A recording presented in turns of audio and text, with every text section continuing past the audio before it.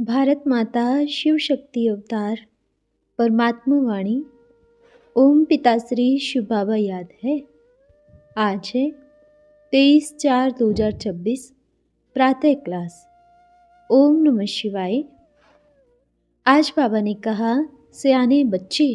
जी बाबा, इस समय तुम सभी से ऊंच ईश्वरीय संप्रदाय है, फिर दैवी संप्रदाय बनेंगे, फिर क्षत्रिय संप्रदाय, वैश्य संप्रदाय, शूद्र संप्रदाय बनेंगे।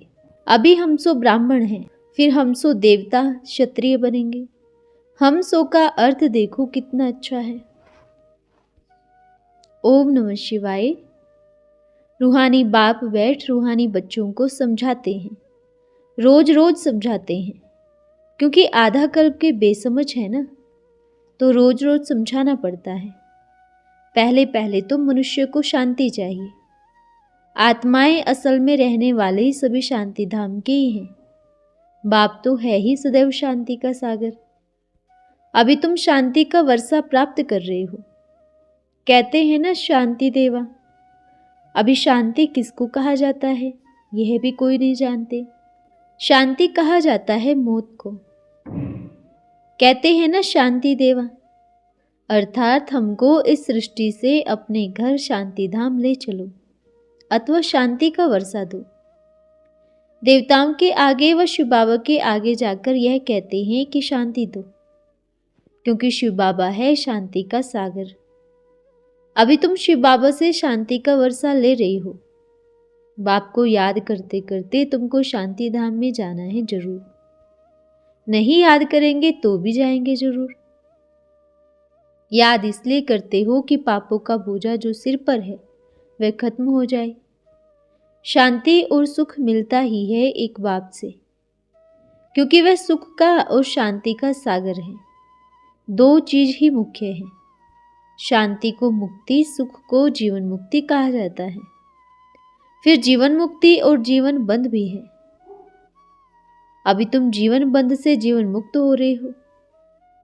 सतयुग में कोई बंधन नहीं होता, गाया भी जाता है सहज मुक्ति, जीवन मुक्ति व सहज गति सदगति। अभी दोनों का अर्थ तुम बच्चों ने समझा है। गति कहा जाता है शांति धाम को, सदगति कहा जाता है सुख धाम को। सुख धाम और शांति धाम यह है दुख धाम। तुम यहां बैठे हो। बाप कहते हैं, बच्चे शांति धाम घर को याद करो। आत्माओं को अपना घर भूला हुआ है। बाप आकर याद दिलाते हैं, समझाते हैं, हे रूहानी बच्चों, तुम घर जा नहीं सकते हो जब तक मुझे याद नहीं करेंगे। मुझे याद करो तो तुम्हारे पाप भस्म हो जाएंगे। आत्मा पवित्र बन अपने घर जाएगी। तुम बच्चे जानते हो यह अपवित्र दुनिया है, एक भी पवित्र मनुष्य नहीं। पवित्र दुनिया को सतयुग, अपवित्र दुनिया को कलयुग कहा जाता है। सतयुग में एक भी अपवित्र हो न सके। नई दुनिया को पवित्र दुनिया, पुरानी दुनिया को अपवित्र दुनिया कहा जाता है। आधा कल्प है पवित्र दुनिया, आधा कल्प है अपवित्र दुनिया। राम राज्य और रावण राज्य। रावण राज्य से अपवित्र दुनिया शुरू होती है। यह भी जरूर होना ही है। यह बना बनाया खेल है ना। यह बेहद का बाप बैठ समझाते हैं। उनको ही सत्य कहा जाता है। सत्य बातें तुम संगम युग पर ही सुनते हो, जो फिर तुम सतयुग में जाते हो। द्वापर से फिर रावण राज्य शुरू हो जाता है। रावण माना असुर ठहरा ना। असुर कब सत्य बोल न सके, इसलिए कहा जाता है झूठी माया झूठी काया। आत्मा भी झूठी है तो शरीर भी झूठा है। आत्मा में संस्कार भरते हैं ना। सोना चांदी तांबा लोहा, सोना तो है ही, फिर चांदी पड़ती है तो चंद्रवंशी कहा जाता है। पहले है सूर्यवंशी, फिर 2 कला कम होती है, अर्थात 2% खाद पड़ती है। चांदी को तो चंद्रवंशी कहा जाता है। फिर तांबे की लोहे की खाद पड़ती है द्वापर कलयुग में। फिर चांदी तांबा लोहा आदि सभी निकल जाता है, बाकी सच्चा सोना रह जाता है। सच्चे सोने में कोई खाद नहीं होती है। ऐसे नहीं कहेंगे कि सोने की खाद पड़ती है, नहीं, सच्चा सोना तो तुम बनते हो इस योग बल से। तुम्हारे में जो चांदी तांबा लोहे की खाद पड़ी है वे निकल जाती है।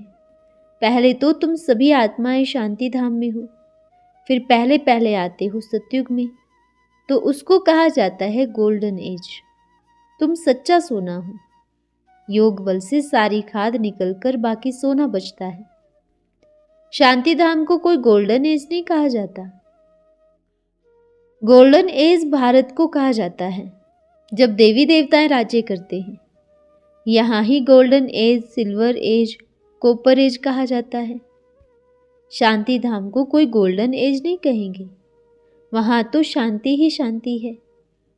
आत्मा जब शरीर लेती है तो गोल्डन एज कहा जाता है, फिर सृष्टि ही गोल्डन एज बन जाती है। सतो प्रधान 5 तत्वों से शरीर बनता है। आत्मा सतो प्रधान है तो शरीर भी गोल्डन एज्ड सतो प्रधान मिलता है।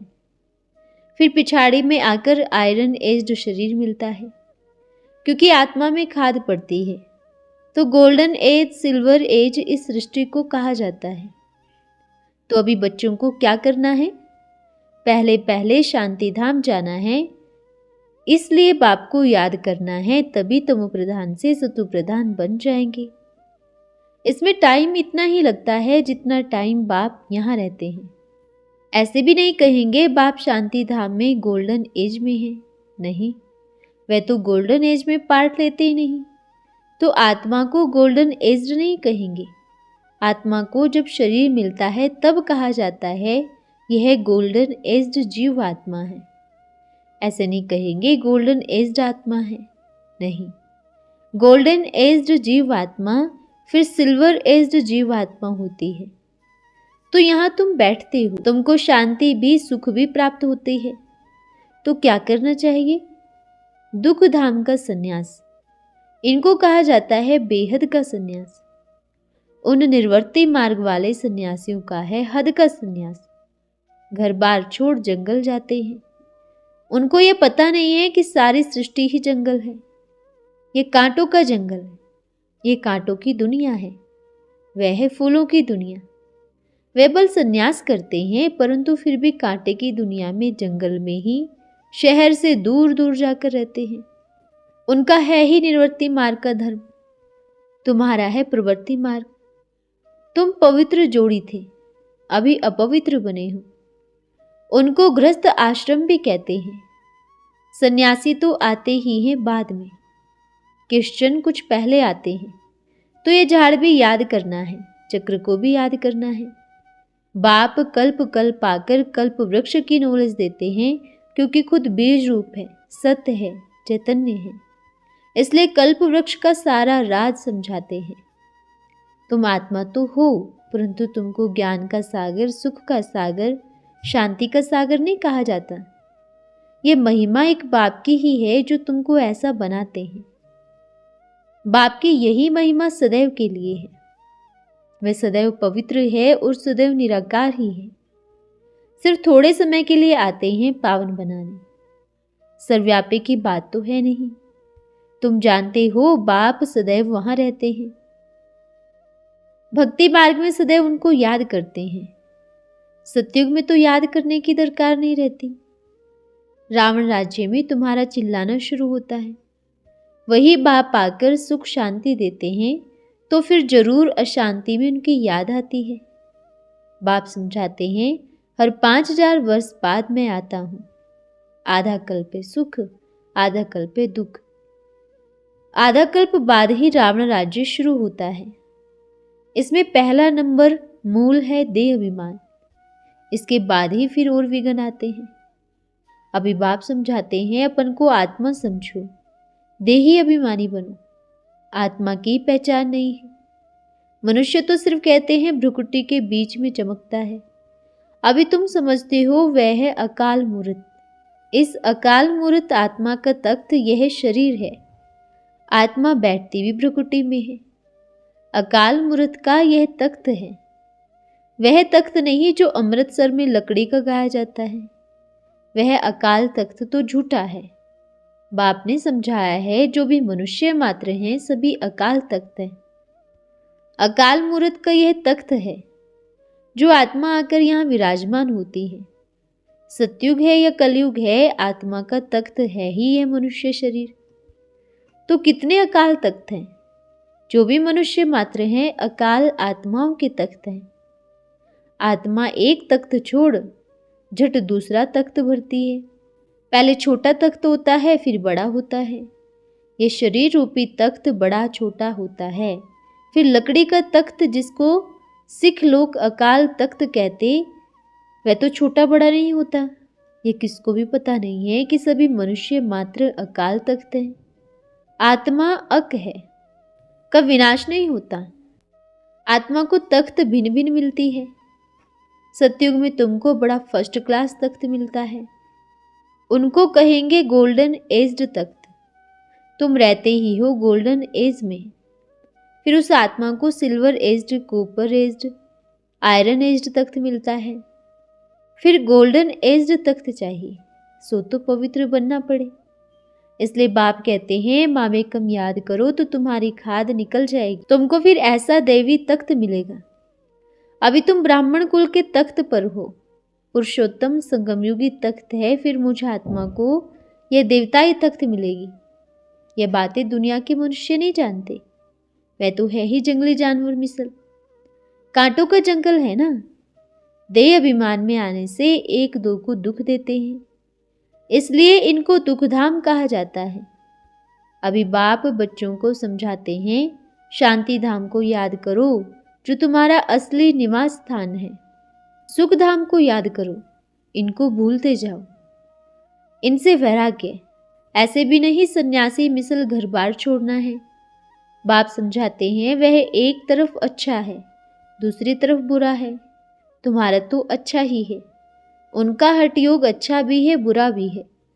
क्योंकि देवताएं जब वाम मार्ग में जाते हैं तो भारत को थमाने के लिए पवित्रता जरूर चाहिए, तो उसमें यह मदद करते हैं। भारत ही अविनाशी खंड है।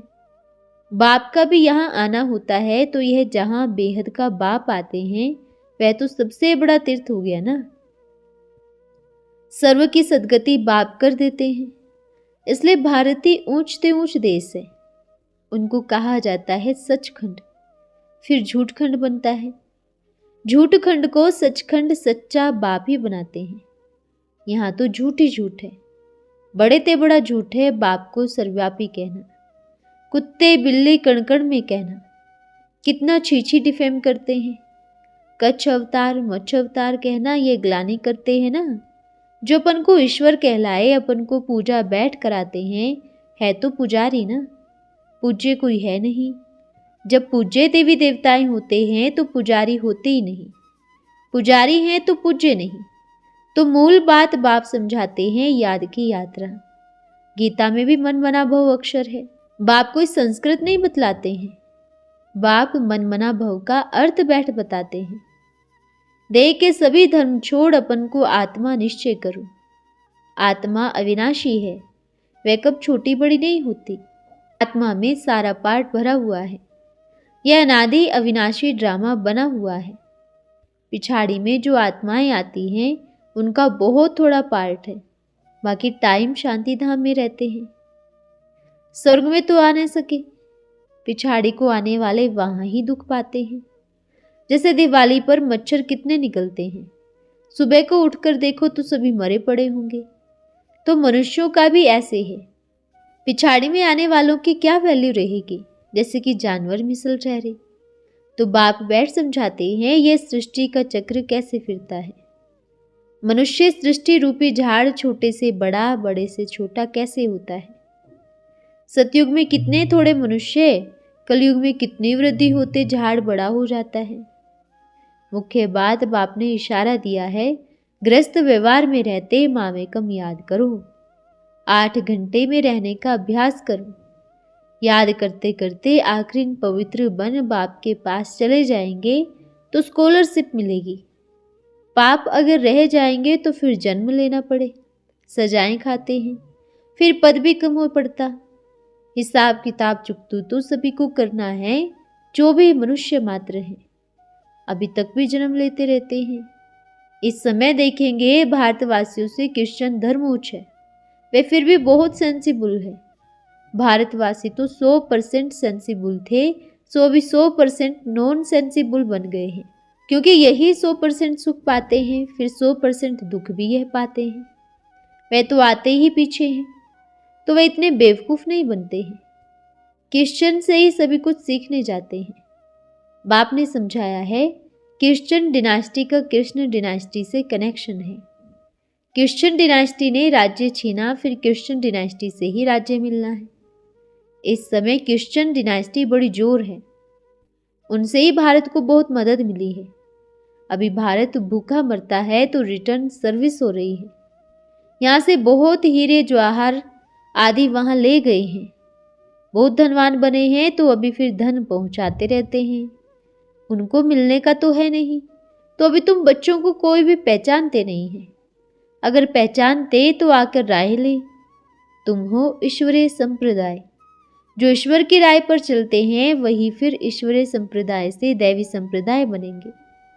इस समय तुम सभी से ऊंच ईश्वरीय संप्रदाय हो, फिर दैवी संप्रदाय बनेंगे, फिर क्षत्रिय संप्रदाय, वैश्य संप्रदाय, शूद्र संप्रदाय बनेंगे। अभी हम सो ब्राह्मण हैं, फिर हम सो देवता, क्षत्रिय, हम सो का अर्थ देखो कितना अच्छा है। यह बाजोली का खेल है जिसको समझना बहुत सहज है, परंतु माया भुला देती है। फिर दैवी गुणों से आसुरी गुणों में ले जाती है। अपवित्र बनना आसुरी गुण है ना। ये तो तुम बच्चे जानते हो कि यह नंबरवार फूलों का बगीचा है, क्योंकि मुझे बागवान भी कहते हैं। इस बगीचे में किस्म किस्म के फूल हैं। कोई गुलाब मोतिया है तो कोई अक के फूल भी हैं। तो अपन को हर एक समझ सकते हैं हम कौन से फूल हैं। आप तो गुलाब और मोतिया जैसे फूलों को देखेंगे, उनकी खुशबू लेंगे, अक तरफ तो नजर भी नहीं जाएगी। अच्छा, बच्चों को गुड मॉर्निंग और नमस्ते। हम रूहानी बच्चों की रूहानी माता पिता बाप दादा को याद प्यार, शुभ प्रभात और नमस्ते बाबा, नमस्ते। धन्यवाद बाबा, धन्यवाद। आज का वरदान है, पद्मा पदम भाग्यशाली भव। सदा स्वयं को हर कदम में पद्मों की कमाई करने वाले पद्मा पदम भाग्यशाली आत्मा समझते हो। चेक करते हो कि हर कदम में जमा होता जा रहा है। संगम युग को यही वरदान मिला हुआ है, हर कदम में पदम जमा। तो एक सेकंड भी एक कदम भी जमा नहीं किया तो फिर नुकसान हो गया। इतना अटेंशन है कि साधारण कदम उठाते हो। अभी अलौकिक जन्म हुआ तो हर कदम अलौकिक होना चाहिए, साधारण नहीं। आपके चेहरे से सदा प्राप्ति की झलक दिखाई दे।